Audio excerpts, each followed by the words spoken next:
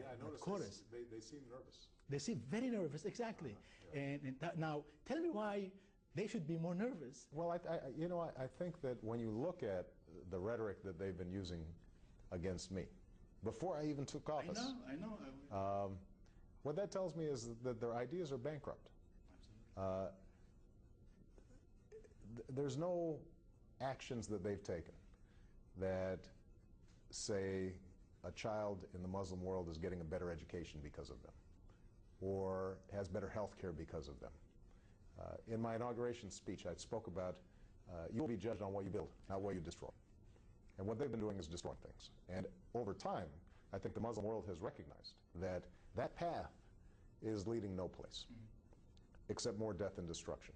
Now, my job is to communicate the fact that the United States has a stake in the well-being of the Muslim world, that the language we use has to be language of respect.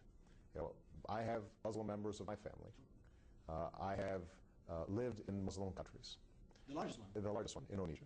And so what I want to communicate is the fact that in all my travels throughout the Muslim world, what I've come to understand is that regardless of your faith, and America is a country of Muslim, Jews, Christians, non-believers, regardless of your faith, people all have certain common hopes and common dreams.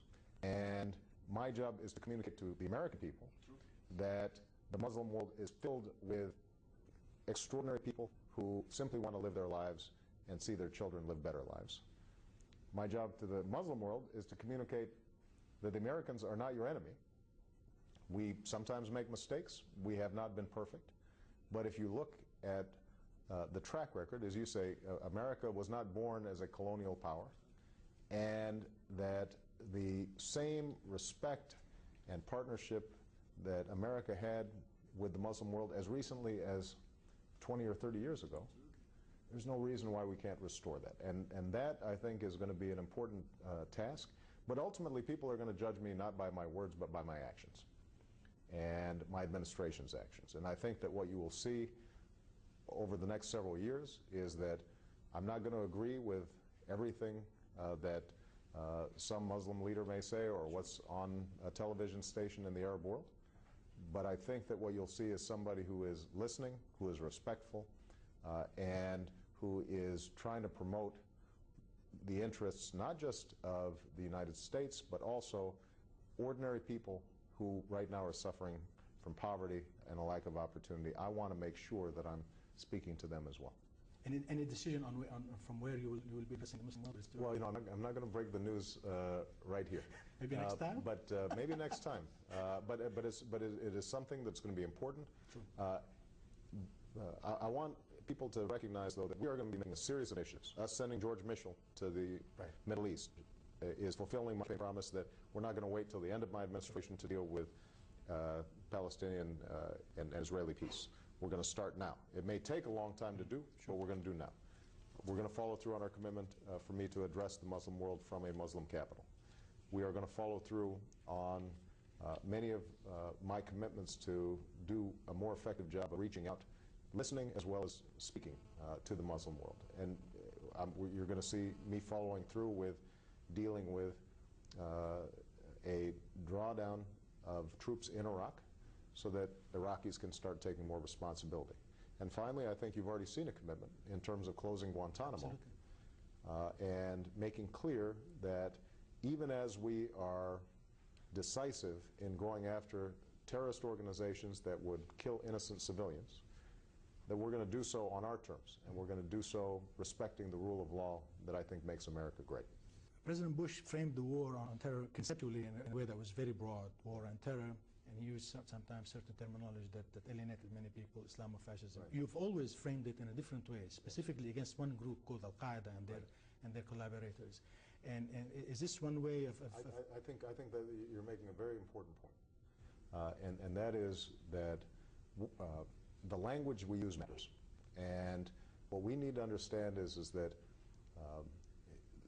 there are extremist organizations, whether Muslim or any other faith in the past, that will use faith as a justification for violence. We cannot paint a broad brush, a faith as a consequence of the violence that is done in that faith's name. And so you will, I think, see our administration be very clear in distinguishing between organizations like Al-Qaeda that espouse violence, espouse terror, and act on it, and people who may disagree with my administration in certain actions or may have a particular viewpoint in terms of how their countries should develop. We can have legitimate disagreements, but still be respectful. I cannot respect terrorist organizations that would kill innocent civilians, and we will hunt them down.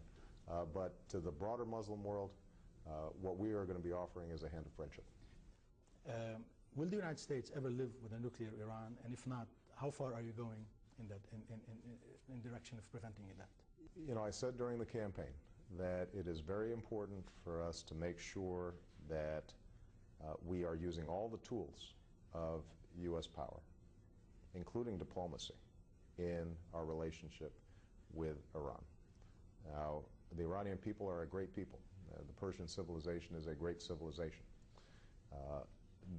Iran has acted in ways that's not conducive to peace and prosperity in the region. Their threats against Israel, their pursuit of a nuclear weapon which could potentially set off an arms race in the region that would make everybody less safe. Their support of terrorist organizations in the past. None of these things have been helpful. But I do think that it is important for us to be willing to talk to Iran, to express very clearly where our differences are, but where there are potential avenues for progress.